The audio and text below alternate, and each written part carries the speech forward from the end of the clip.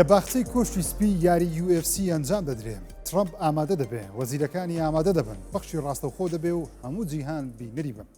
جا بۆچی ترامپ دەیەوێت لە یادی سربەخۆیی و دامەزانی ئەمریکا لە ساڵی داهاتوو کە دەبێتە یادی 250 ساڵە بە یاریی شڕکردنی UFC لە باخچەی کۆشتی سپی ئەنجام بدە. مەژێرم بەخێر بێن بۆ 24+. دۆناڵد ترامپ سەرۆکی ئەمریکا ڕایگەیان لە بەرواری 4 مانگی 2026 لە یادی 250 ساڵی ئەمریکا هەڵدەستێ بە بڕێوەبردننی یاریشی UFC لە نێوان دوو پاڵەوان. هێشتا دیار نین پاڵەوانەکان چێ دەبن و تا ئێستا کۆنار مکرێگەر ئامادەی خۆی نیشانداوە بەشدار بێت. جۆن جۆنز دەڵێت ئامادەم بەشدار بن. ترامپ دەڵێ پێویستە 20 بۆ 25 هزار کەسیش ئامادەی یاریەکە بن. جا چۆن شوێنیان دەکەنەوە لەم حەدیقەی کۆشی سپیم هێشتا دیار نییە. بابەتەکە کاردانەوەیکی نەکتەنیا لە ناوخۆی ئەمریکا بەڵکو جیهانیشی لێکەوتەوە. هەندێک لە کۆمنت بۆ ترامپ دەنووسن ترامپ کۆشتی سپیش بە بازار دەکە، سەرمایه‌داری تا بەرزترین ئاست ئەنجام دەدا. هەندێکیش تێکەڵکردنی سیاست و ئەو وەرزشە بە پروپاگەندە دەزانن، دەڵێن ترامپ هیچ شتێکی نەهێشتێتەوە کەوا بە سیاسی نەکە. جا چی دەبێت؟ بڕیارە لە چەند مانگی داهاتوو ناوی یاریزانەکان ئاشکرا بکە کەچێ بەشدار دەبێت. ترامپ دەڵێ دوو پاڵەوان دەبێت بەشدار بن. شەڕەکە لە پێناوچی دەبێت واتە براوە یاریەکە چی وەردەگرێ، ئایا پارەی پێدەدرێ یانیش ترامپ دیارێکی نیشتیمانی ئەمریکای پێدەدا. هێشتا دیار نییە تێچوو یاریەکە چەند دەبێت نازانین، چونکە دەبێت ئامادەکاریێکی گەورە لە کۆشتی سپی و باخچەکەی ئامادە بکرێت بۆ ئەو جۆرە یاری و هاتنی هەموو خەڵکە. ئایا کۆنگرس و سیناتۆرەکان یاخود میدیای ئەمریکی تا چەند وەڵامێکی ئەرێنیان دەبێت هەمووی ئەرێنی دەبن یاخود نەرێنی و ئایا ترامپ تکتی یاریەکە دەفرۆشێ یان هاتن بە خۆڕاییە؟ هێشتا ئەم شتانە یەکلا نەکراوەتەوە. بابزانین تا ساڵی داهاتوو چی ڕوودەدا. دەمەوێت لیۆناردۆ دیکاپیرۆ لە زنجیرەی سکوید گەیم بەشدار بێ. پێم وایە بژاردەیەکی باش دەبێت، نەک تەنیا بە دەرکەوتنێکی بچووک بەڵکو دیکاپیرۆ ببێتە یەکێک لە یاریزانەکان. ئەمە قسەی دروستکاری زنجیرەی تەلەڤیزیۆنی سکوید گەیمە لە دوای تەواوبوونی وەرزی سێەم. دەنگۆیەکی گەورە هەیە لە ئۆنلاین لەسەرەوەی چێ لە سکوید گەیمی ئەمریکی بەشدار دەبێت، چونکە بەهۆی کۆتاییەکەی وەرزی سێەم ئاماژەکان وان بەشی داهاتوو لە ئەمریکا بێت. هەرچەندە نزیکەی ساڵی شە نێتفلەکس بە ئاشکرا ڕایگەیاندووە کار بۆ سکوید گەیمی ئەمریکی و ئیسپانی دەکەن، بەڵام پێ دەچێت ئەمریکیەکە باشتر چوبیتە پێش و ئەنجامی بدەن. جا پێشبینیەکان چین؟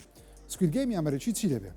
دەزانین ڤێژنی کۆریەکە لەسەر خراپی باری گوزەرانی چینێکی هەژاری کۆریەکان بوو بۆ دەستکەوتنی پارە ئامادەن خۆیان بە کوش بدەن. بەڵام ئایا ئەمریکیەکان چی دەکەن؟ وەڵامەکەشی لەوانەیە زۆر قڕز نەبێت، چونکە لە هۆڵیوود بەدەیان چیرۆکی هاوشێوەیان جێڕاوەتەوە.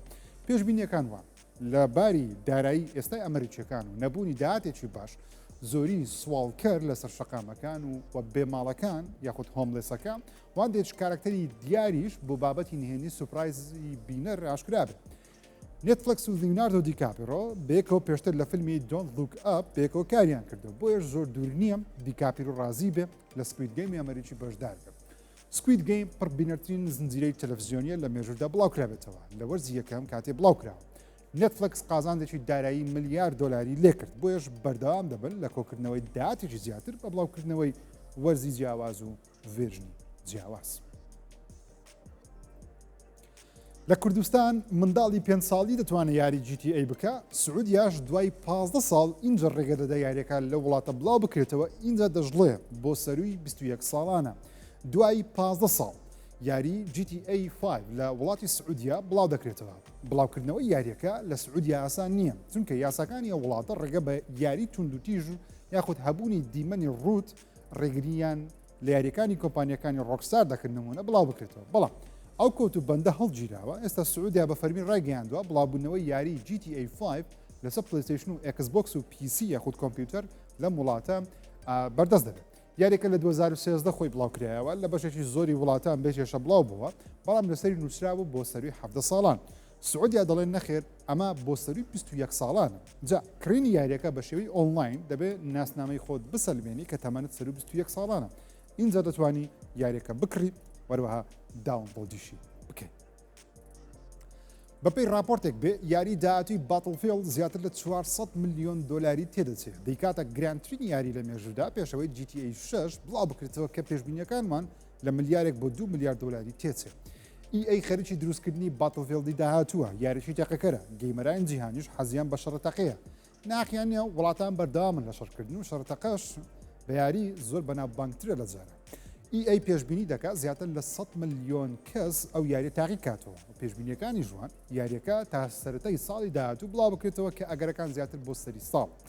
یاریەکە مۆدی بەخۆڕایی دەبێت ناوشەوەی وەرزۆنی Call of Duty یاریەکەش خاوەنی مۆدی چیرۆک و مۆڵتیپلەیەر دەبێت. بەڵام ئایا یاریەکە سەرکەوتوو دەبێت چونکە دوو یاری ڕابردووی Battlefield نەیتوانیوە کۆپێکی باشی لێ بفرۆشێت. بەڵام بەپێی هەواڵەکان بێ EA ئامادەیە پارەیەکی زۆر بە ستودیۆیەکان بدا ئەو پێشببینیەکی گەورەشی هەیە یاریەکە ئامانجەکەی خۆی بپێکێت. زنجیرەی Battlefield بگەرێتەوە سەر ڕۆژە بەناوبانگەکان. پیاوێک لە خەو هەڵدەستێ و حسابی بانکەکەی دەکاتەوە بۆتە خاوەنی 1.1 ملیارد دلار و پیاوێکی عقلیش بۆ چونکە هەر یەکسەر پارەکەی ڕاکێشاوە خۆی پێوە مەشغوڵ نەکردووە. جا پیاوە سکرینشۆتی حسابە کریپتۆیەکەی لە ئۆنلاین بڵاو کردوێتەوە دەنووسێ لە ساڵی 2011 بە بڕی 78 وەرەقە دلار هەڵساوە بەکرینی بیتکۆین. دوای 14 ساڵ حسابەکەی دەکاتەوە سیف دەکات بیتکۆنەکەی با 1.1 ملیارد دلارە. ڕاستەوخۆ پارەکەی ڕاکێشاوە کردوێتی بە USDT واتە گواستۆ سەر ژمارەشی دیکە دەتوانێت پارەکە ڕاکێشێ و دەڵێ بۆ خۆم ئەو شتانەی خەونمە دەیکڕم. هەواڵەکە لەلایەن چەندین وێبسایتی جیاواز بڵاوکرانەوە بەڵام سکرینشۆتەکە لە ماڵپەڕی ڕێدت لەلایەن یوزەرێ بڵاوکراوە نایخۆیاشان نەکردووە بەڵام سکرینشۆتەکە دەرچوو ڕاستە لە بلۆکچینی بیتکۆین ئەم هەژمارە ئەم کردن و فرۆشتنی هەیە. شارەزایانی ئەو بازارە لە کریپتۆ لە تۆڕ یەکەس لە مەفتەیە نووسیە سەبرگرتن باشترین قازانجە کەسێک بیکە بەڵام کاتێک قازانجیش دەکەیت پێویستە بەعقلی پارەی پێویست ڕاکێشی دووبارە بازاری پێ نەکەیت بە هەڕەمەچی بڵێ زۆر زیاتری دەکەم چونکە سفری دەکەیتەوە.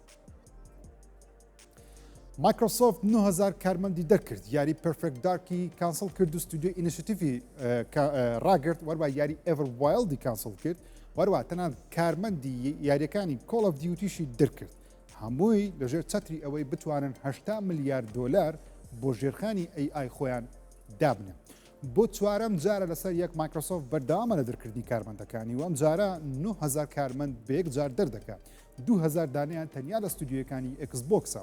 مایکرۆسۆفت دەڵێت بۆ ئەوەی ژێرخانێکی باشی AI یاخۆژیری دەستکرد لە داهاتوو دروست بکات پێویستیان بە 80 ملیارد دلار جام 80 ملیارد دلار بە دەرکردنی ئەم کارمەندانە کۆی دەکەنەوە.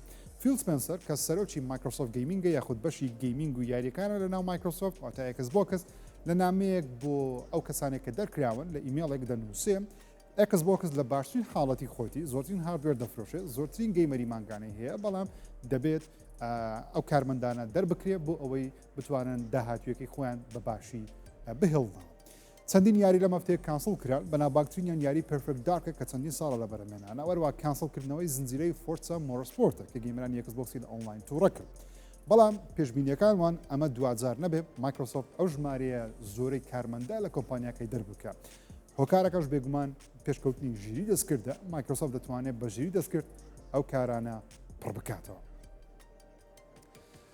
چەند کاتژمێرێک پێشخەوتن پەنیر بخۆی بە ئەگەرێکی زۆر تووشی خەوی ناخۆش و کابوس دەبێت. دەڵێ کۆڵینەوەیکی نوێی لە ڕێکخراوی فرۆنتیەری زانستی ئەمریکی هاتووە 1000 کەس بەشداری لە تاقیکردنەوەی خۆراک دەکەن.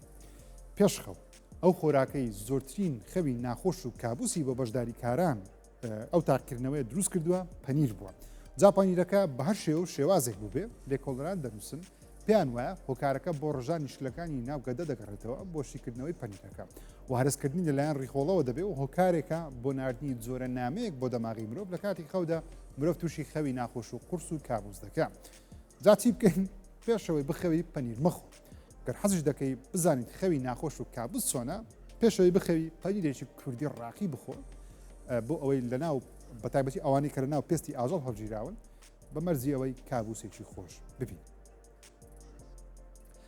ئەکتەری بەناوبانجی هۆلیوود مایکل مادیسن لە تەمەنی 67 ساڵیدا کۆچی دوایی کرد. ئەو ئەکتەرە لە فیلمەکانی کیل بیل، دۆنی براسکۆ، ڕێزەڤۆر دۆگز ناوبانجی پەیدا کرد. زیاتر بە فیلمەکانی دەرهێنەر کۆنتن تارانتینۆ ناودارە.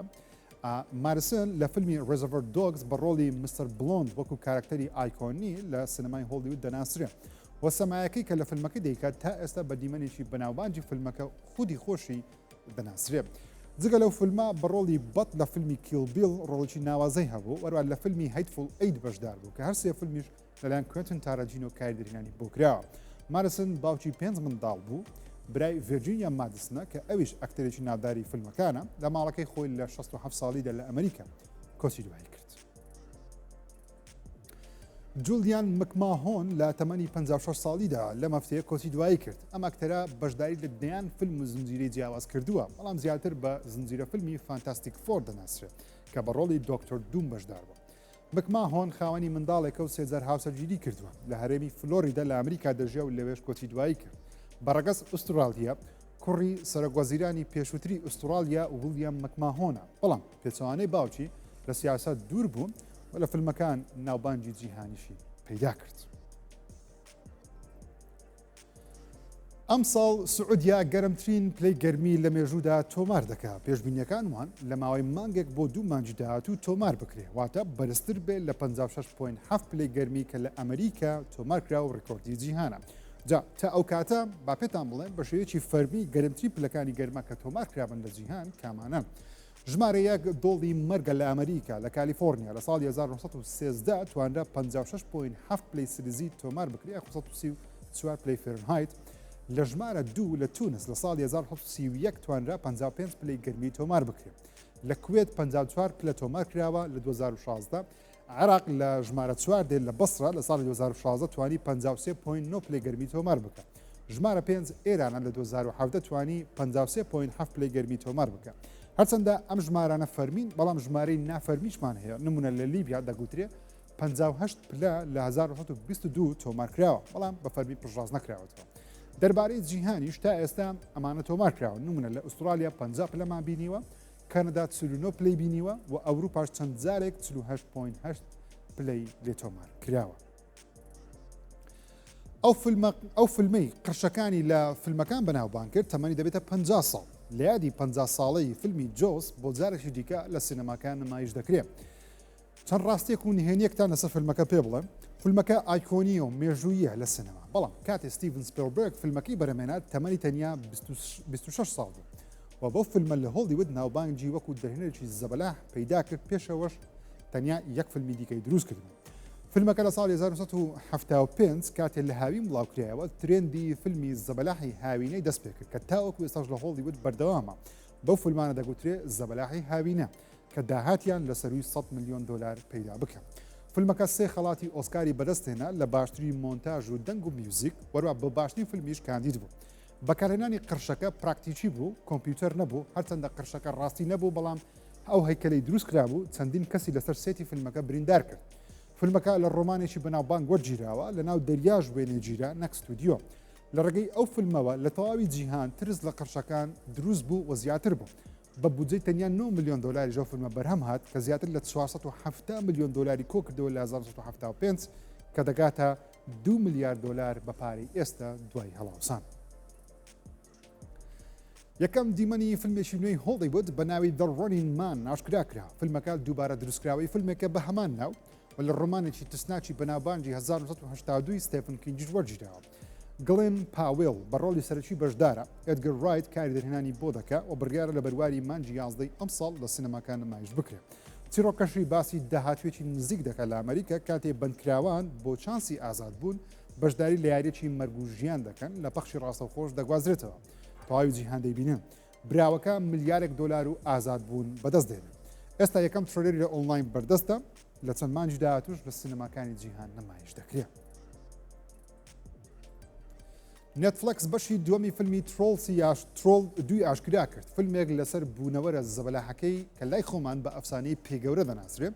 فیلمەکە بەشی دووەمی فیلمی ترۆڵی 2022 فیلمەکە بڕیارە لە سەری ساڵ لە تۆڕی نێتفلەکس بە تایبەتی بڵاو بکرێتەوە. بەشی لە ئاکتەرانی بەشی ڕابردووش هەر بەشدارن. بەشی یەکەمی پڕبینەرچین فیلمی نائینگلیزی نێتفلەکسە لە مێژوودا.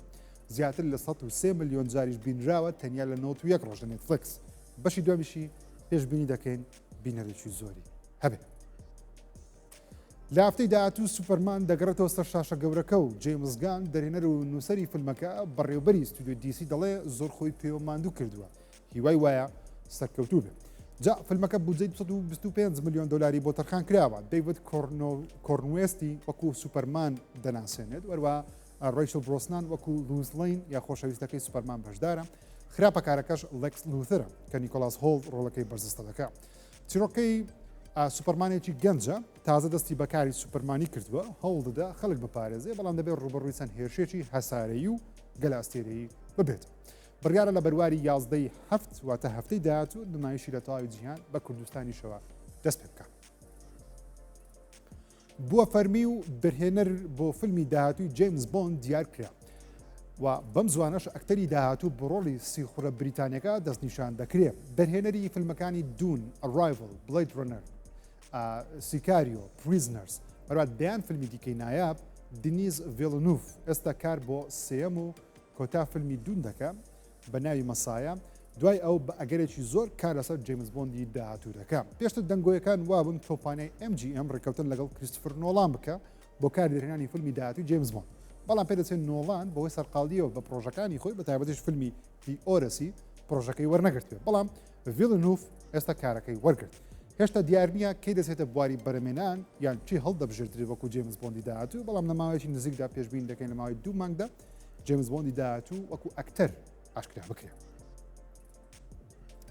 زانایان دەڵێن 128 دانە مانجی نوێیان بۆ هەسارەی ساترن یان زوحەل دۆزیوەتەوە. ئێستا هەسارەکە ڕێک 274 دانە مانجی هەیە کە دەیکاتە ئەو هەسارەی زۆرترین مانجی هەیە لە کۆمەڵی خۆری خۆمە. بە پێش هەسارەی مشتری کەوتەوە کە گەورەترین هەسارەیە لە کۆمەڵی خۆری ئێمە. جا پرسیارەکە ئەوەیە بۆچی تا ئێستا ئەو مانگانە نەدەوزرابرێتەوە.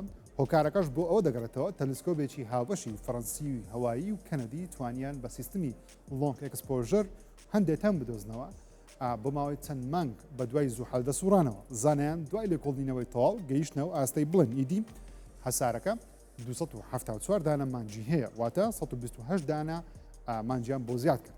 زانایان پێیان وایە ئەو مانگە نوێیانە لە ماوەی 100 میلیۆن ساڵی ڕابردوو لە ڕێگەی بەرکەوتنی بەتەنی جیاواز بەبەردەکانی زوحەل دروست بوون. مشتری تاوەکو ئێستا 95 دانە مانجی هەیە لە دەوری بسوڕێتەوە. تاوەکو ئێستاش هەر پلەی یەکەم بوو. بەڵام لەمە دووە دابەزی بۆ پلەی دووەم زوحەل بە پێشی کەوتەوە بە هەبووری 174 مانگ لە دەوری هەسارەکە. ئەمەش بۆ خۆمان یەک مانگمان هەیە و دڵی دنیاشمان پێی خۆشە. بەڵام بەهێنە پێش چاوت زەوی 274 دانە مانگی هەبایە. ئاسمانی زەوی چ دیمەنێکی دەبوو. بەشی دووەمی فیلمەکەی فەیسبوک بەرهەمدێ و نووسەر و دەرهێنەری بۆ دیار کرا. بەڵام دیار نییە ستافی سەرەکی دەگەڕێنەوە یاخۆتنا.